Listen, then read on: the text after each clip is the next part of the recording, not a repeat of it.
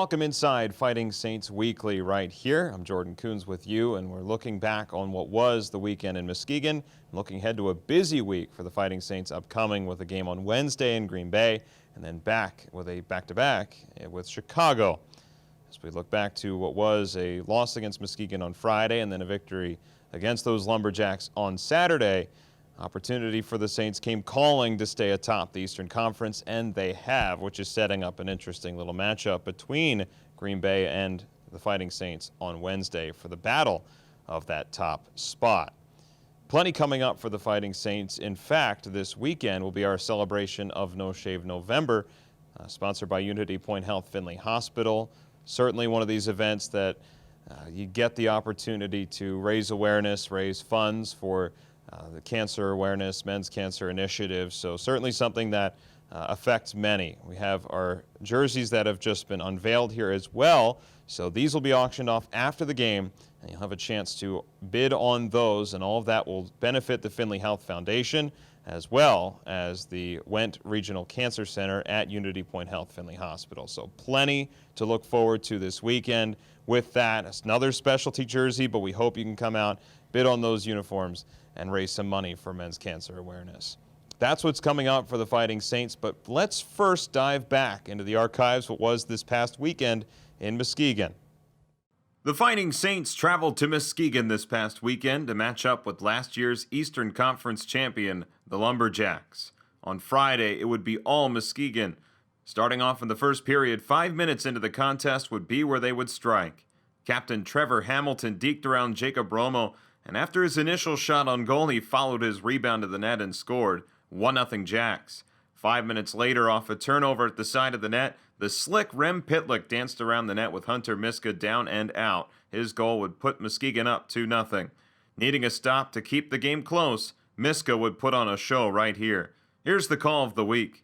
Back to the line, Susie holds again, but turned it over. Drevich turns on the Jets, working 2-on-1 with Paleko. Drevich is up, they rebound. Oh, and a save by Miska on the rebound. Paleko denied. 32 saves by the Minnesota native was certainly impressive, but not enough, as the second consecutive shutout by Joey DeCord stifled the Fighting Saints on Friday. 2-0 Muskegon wins. On the next night, fortunes certainly changed. DeCord's shutout streak ended at a shade over 140 minutes total. Colin Tyson snapped a short side shot through him at the 3:14 mark, putting Dubuque up 1-0.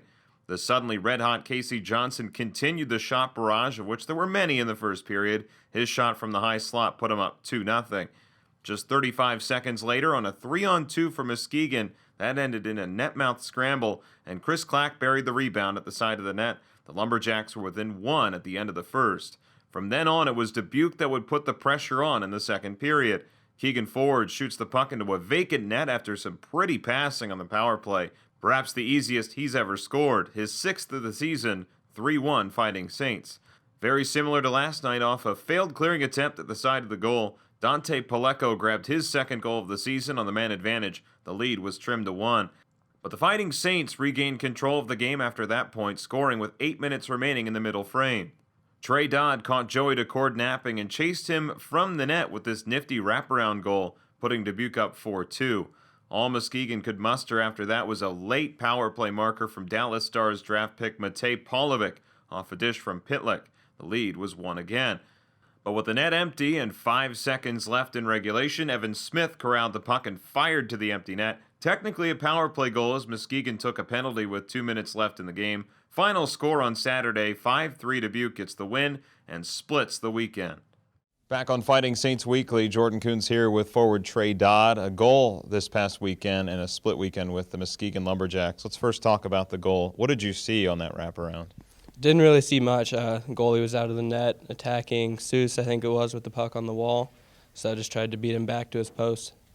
This has been a season for you that has increasingly got better with time here. You're close to snapping what was your point total last year. What's been the difference between last and this year?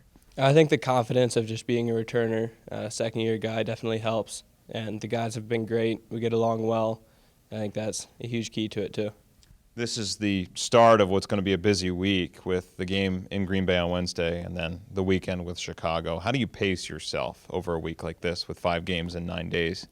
With practice, I think we're going to slow it down a bit, work on our structure and stuff like that instead of pushing ourselves to really improve, like conditioning-wise. I think you have to step back and look at the big picture here. With Wednesday's game in particular against Green Bay, a battle of 1 versus 2 right now, do you get as amped with that kind of matchup coming up? It was kind of unexpected. Green Bay started out a little rough and then has worked their way back up. So obviously they're on a roll. Some we have to attack and really make sure we play them tough.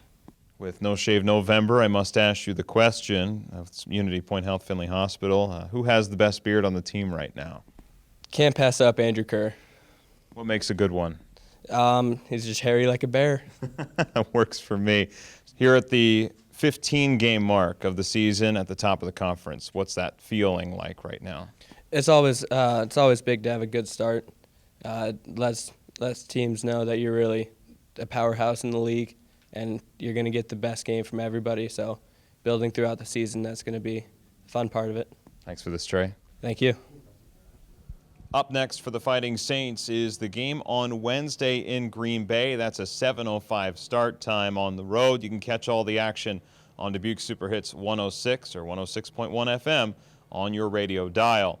It continues this road swing, which has been prevalent over this entire first half of the year.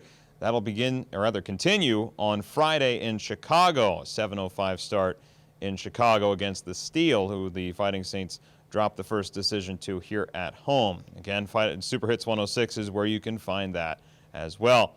It all ends this streak, this 5 games in 9 days, against that Steel team again, but this time we alert you that it is a special start time of 6:05. So mark that on your calendars, a 6:05 start for that game right here at the Mystique Community Ice Center. Get your tickets now. The special jersey auction after the game, as well as a game against the Chicago Steel, a game that Fighting Saints maybe want a bit of measure of revenge against that Steel team for what they did the last time they were here, a 4-1 loss. So that game coming up as well before many more road games to end the calendar year of 2015. But 2016 will basically be here from January on. So looking forward to staying home for a little bit here. But again, 3 games for the rest of the week. Wednesday in Green Bay, Friday in Chicago, and then Saturday against Chicago right here. A 6:05 start. Again, follow all the action. If you can't make it on Super Hits 106, yours truly will be right there with you. And if you can make it out on Saturday, all the better. Let's pack this house and raise some money for cancer initiatives. Jordan Kuhn signing off. This has been Fighting Saints Weekly, and we'll talk to you next time.